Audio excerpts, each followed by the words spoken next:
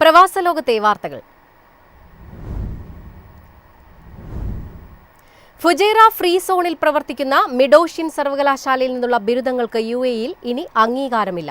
UAE-യിൽ ജോലി ചെയ്യാനോ പുതിയ ജോലി തേടാനോ ശ്രമിക്കുന്ന ഇന്ത്യൻ പ്രവാസികൾക്ക് ഈ നീക്കം വൻ തിരിച്ചടിയാകും.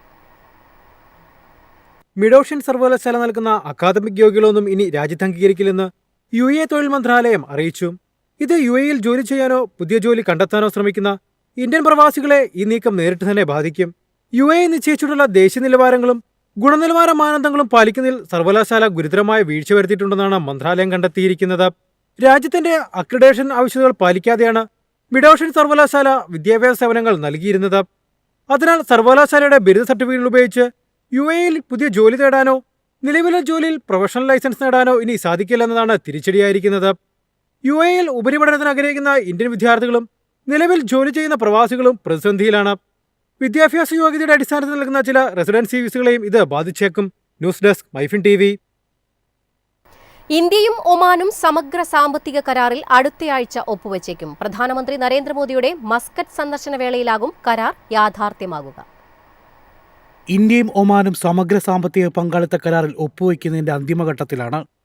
ഈ മാസം 17-18 തീയതികളിൽ മോദിയുടെ ഒമാൻ സന്ദർശന വേളയിലാകും കരാർ പ്രഖ്യാപനം. കേന്ദ്ര വാണിജ്യ വ്യവസായ മന്ത്രി പീയൂഷ് ഗോയലും കരാർ പ്രഖ്യാപന ചടങ്ങിന്റെ ഭാഗമായേക്കും. കരാറിന് കേന്ദ്രമന്ത്രിസഭ ഇതിനോടകം അംഗീകാരം നൽകി. ഇരു രാജ്യങ്ങളും തമ്മിലുള്ള സാമ്പത്തിക ഉഭയകക്ഷി വ്യാപാര ബന്ധങ്ങൾ ശക്തിപ്പെടുത്തുകയാണ് കരാറിന്റെ ലക്ഷ്യം. വ്യാപാര നിക്ഷേപ വൈവിധ്യവൽക്കരണം, നിലവിലുള്ള ഹൈഡ്രോ കാർബൺ സഹകരണം കെട്ടിപ്പടുക്കൽ, ഹരിത ഊർജ്ജത്തിൽ പുതിയ പരിവേഷണം ഉറപ്പാക്കൽ എന്നിവ ഈ കരാറിലൂടെ പ്രോത്സാഹിപ്പിക്കുമെന്ന് പ്രതീക്ഷിക്കുന്നു. ഒമാന്റെ സ്വദേശീവൽക്കരണം ഇന്ത്യക്കാരുടെ തൊഴിൽ സാധ്യതകളെ ബാധിക്കില്ലെന്നാണ് ഇന്ത്യ കണക്കുകൂട്ടുന്നത്. ഒമാന്റെ അടിസ്ഥാന വികസന പദ്ധതികളെയും സുസ്ഥിര സാമ്പത്തിക വളർച്ചയും പിന്തുണയ്ക്കുന്നതിനായി ഇന്ത്യ പോലുള്ള രാജ്യങ്ങളിൽ നിന്നുള്ള വൈവിധ്യമുള്ള വ്യക്തികളെ നിയമിക്കുന്നത് തുടരുമെന്നാണ് പ്രതീക്ഷയെന്ന് ഗൾഫ് മേഖലാ വിഭാഗത്തിന്റെ ചുമതലയുള്ള വിദേശകാര്യ മന്ത്രാലയ സെക്രട്ടറി അരുൺ ചാറ്റർജി പറഞ്ഞു. News desk MyFin TV. അന്താരാഷ്ട്ര കുടിയേറ്റ ദിനത്തിൽ കുടിയേറ്റ തൊഴിലാളികൾക്ക് മെച്ചപ്പെട്ട ആരോഗ്യ സംരക്ഷണം, പാർപ്പിടം, വിനോദ പദ്ധതികൾ എന്നിവ പ്രഖ്യാപിച്ചിരിക്കുകയാണ് സിംഗപ്പൂർ. സിംഗപ്പൂരിന്റെ വളർച്ചയിലും വിജയത്തിലും കുടിയേറ്റ സമൂഹത്തിന്റെ പങ്കിനെ വിലമതിച്ചുകൊണ്ടാണ് ഈ തീരുമാനം. രാജ്യത്തെ വികസനത്തിന് കുടിയേറ്റ തൊഴിലാളികളുടെ സംഭാവനയെ എടുത്തു പറഞ്ഞുകൊണ്ടാണ് സിംഗപ്പൂർ പദ്ധതികൾ പ്രഖ്യാപിച്ചിരിക്കുന്നത്.